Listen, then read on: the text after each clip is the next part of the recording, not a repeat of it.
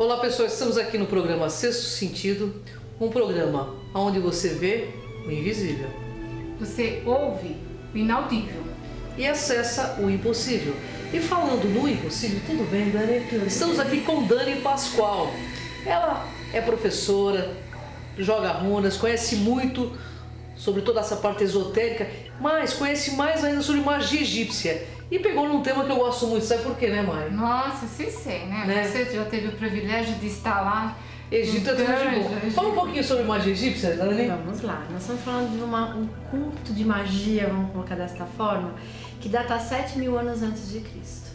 Um povo que traz uma cultura espiritual das mais avançadas até hoje, com muitas coisas inexplicadas, fenômenos que passaram para nossa parte física, como por exemplo as próprias pirâmides, que nós não temos ideia se estavam lá, se foram eles que construíram, como construíram, alguns templos cuja construção não se explica também até hoje, com toda a tecnologia que a gente tem. Verdade, eu estive lá, Dani, eu queria te fazer uma pergunta. Você acha que os deuses egípcios são seres que vieram de fora?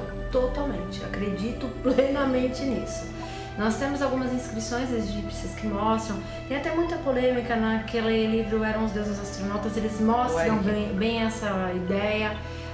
Existem arqueólogos que negam alguns hieróglifos, falam que foram apagados por tempestade de areia, foram redesenhados, mas estão lá, de alguma forma. A própria imagem dos egípcios, não só dos seus deuses, mas das suas divindades, mas dos próprios egípcios, os escribas, os operários, artesãos, quando eles são retratados, a própria forma da caixa craniana dele não é uma caixa craniana humana.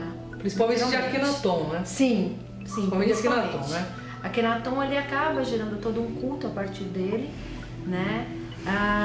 Que criam outras ordens religiosas no mundo inteiro, como por exemplo a própria Rosa Cruz, a maçonaria e outras escolas de filosofia e estudos. E dentro do próprio Egito a gente tem muita escola de mistério. Os sacerdotes, eles não eram como, vamos supor, o padre, ele tem uma ligação com vários santos. Os sacerdotes, eles tinham uma única divindade para a qual eles se dedicavam pelo resto da vida. E eram devotos a essa divindade. Teve divindades que não eram cultuadas em uma região, mas eram em outras, que sumiram e foram cultuadas em apenas uma região e assim por diante. E qual é a base dessa magia? A base dessa magia é dual, de certa forma, porque quando o Egito se transformou em duas terras, né, o Alto e o Baixo Egito, começou uma dualidade de deuses. Então a base da magia dela trabalha a energia do Sol, de Ra, não é uma magia lunar, é uma magia solar. Ra é o deus dos deuses egípcios, criador, vamos colocar dessa forma, dos demais deuses, e através dele todos os cultos acabaram sendo criados para os outros deuses, como se ele fosse o grande pai deles, tá? E quais são os principais deuses egípcios? Nós temos a principal deusa, que é Isis, tão importante ou mais até que Ra, lembrando que Isis é um nome grego, o nome dela mesma é Ast, né? É uma deusa que o significado de Ast significa aquela dos 10.000 nomes. O único culto mundial de divindades que uma deusa representa todas as divindades da terra dela. Olha. Em todas as outras culturas a gente não tem isso em magia, né? Você tem o deus da guerra, o deus do amor, o deus da fertilidade, mas ela representa tudo: amor, magia, proteção, fertilidade, fluidez, tudo que a magia traz, saúde. Ela é completa. Completa. O seu consorte, seu companheiro, que é Osíris, né? Eles têm um filho que é Horus, que o culto de Horus foi tão forte, a magia dele tão presente no Egito, que uma época sobrepôs até o próprio culto de Ra, né? Ele passou a ser o Deus Sol. Set, que não tem origem egípcia, é um culto que vem da Suméria, de Bel, Baal, né? E passa para o culto egípcio. A princípio ele era um deus egípcio ligado aos ventos, depois ele passou a ser um deus de deserto e criou-se essa dualidade, né, visto como a infertilidade da terra. Néftis, que é a irmã gêmea de Isis, que representa também um lado de magia, o nosso lado mais sombra, o nosso lado mais de inspiração. Esses são os principais. Só que nós temos todo um relato de um Deus fundamental dentro do culto, que é Thoth, que ele passa dessa cultura, atravessa para o culto greco-romano como Hermes e Mercúrio e passa por lendas que chegam até a Índia, dizendo a respeito dele. Olha que interessante. Eu estive no Egito, estive em Komombo. Sobek, você pode falar um pouco dele? Sobek é um deus crocodilos. Os deuses egípcios, quase todos, eles são metade humana, metade a cabeça deles em forma de animal. Tá? A representação deles era bem xamânica, porque o culto de magia egípcia é extremamente xamânico. Olha que interessante, isso é um dado interessante que você está falando. Muito, e assim, as pessoas às vezes usam vestes, usam mantos para magia egípcia, mas ela não é uma magia tão assim glorificada em vestimentas. Ela é uma magia assim até muito simples na vestimenta, porque ela está ligada realmente à terra, né? Ao culto deles. E assim, algumas simbologias importantes, talismãs, hieróglifos importantes onde você trabalha. Mas Sobek, ele foi tido a base de sustentação do Egito inteiro, até hoje é o Rio Nilo e as cheias dele. E como no Rio Nilo tem muito crocodilo, então a base de vida e morte era muito importante para eles. Um faraó nascia já pensando literalmente no dia que ele morresse, onde ele ia levar, onde ele ia enterrar todo o tesouro dele para levar para a vida eterna. E Sobek, ele era um deus ligado à morte no culto antigo. Certo. Literalmente. Tá? O que é Ekel? Recal.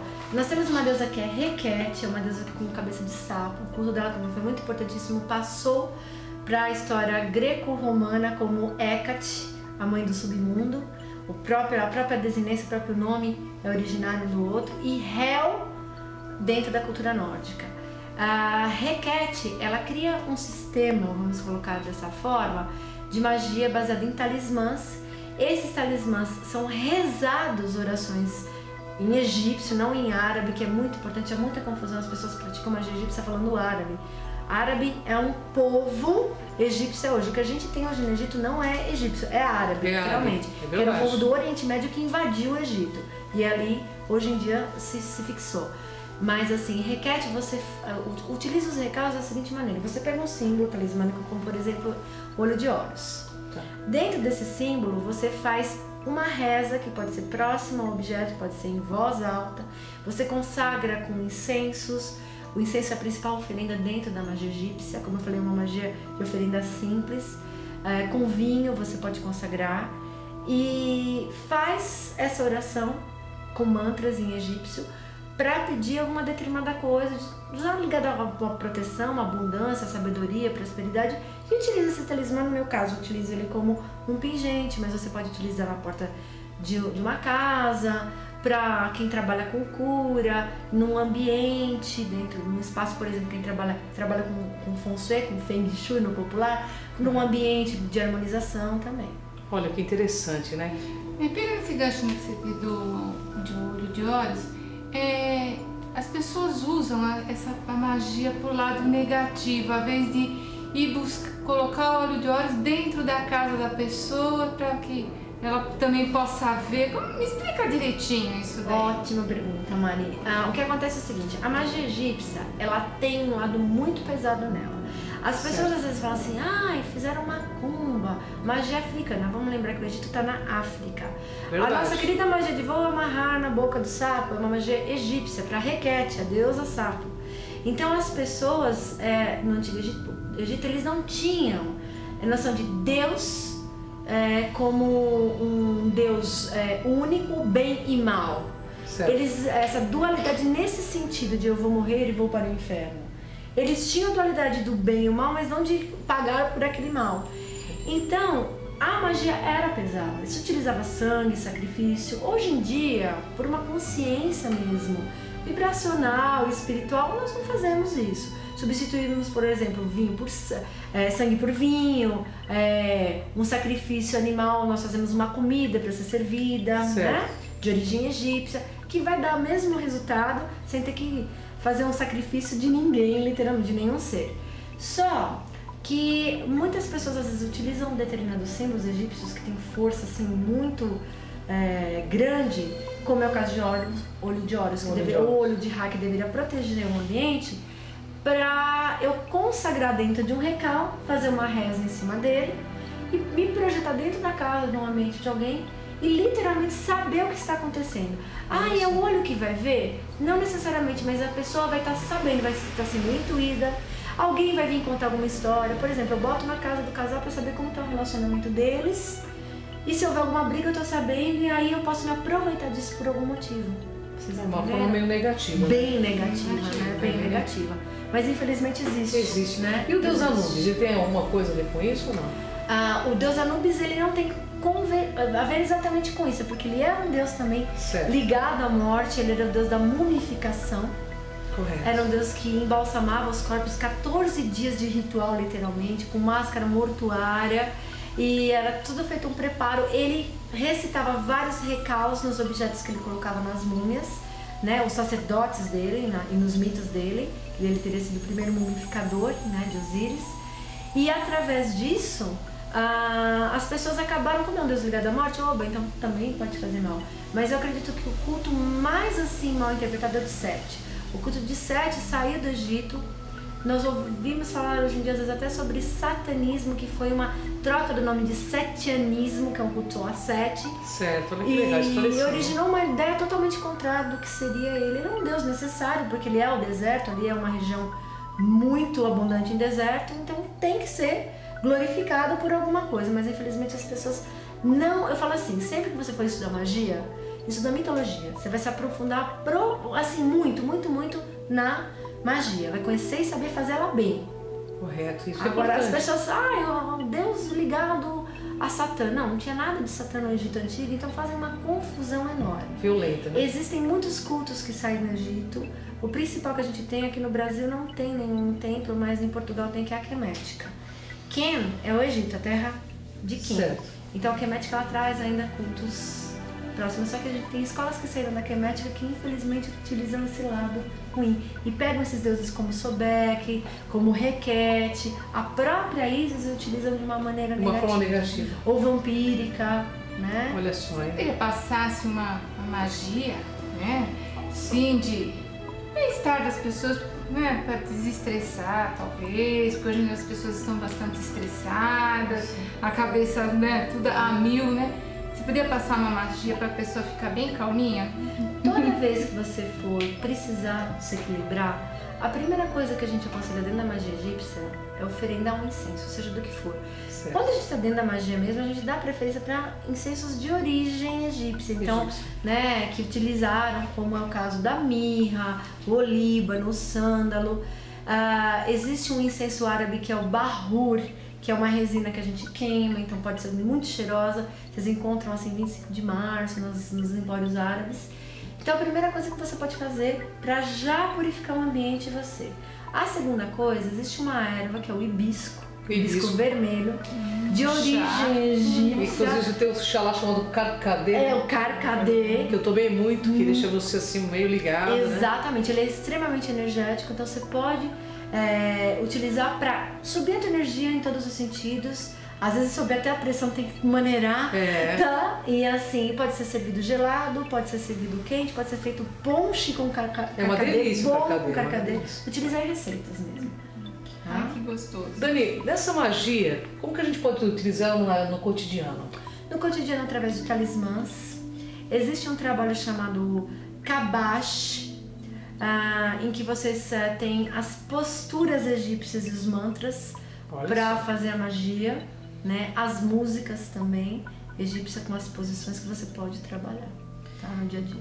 Gostaria que você deixasse dentro desse conhecimento de magia, eu sei que você dá aula, inclusive. Isso. Você dá aula na universidade também? Dou em São Caetano, na USCS, para a Universidade da Terceira Idade, dou aula de mitologia e danças circulares. Olha só, é um posto de conhecimento, gente. É Dani Pascoal, né?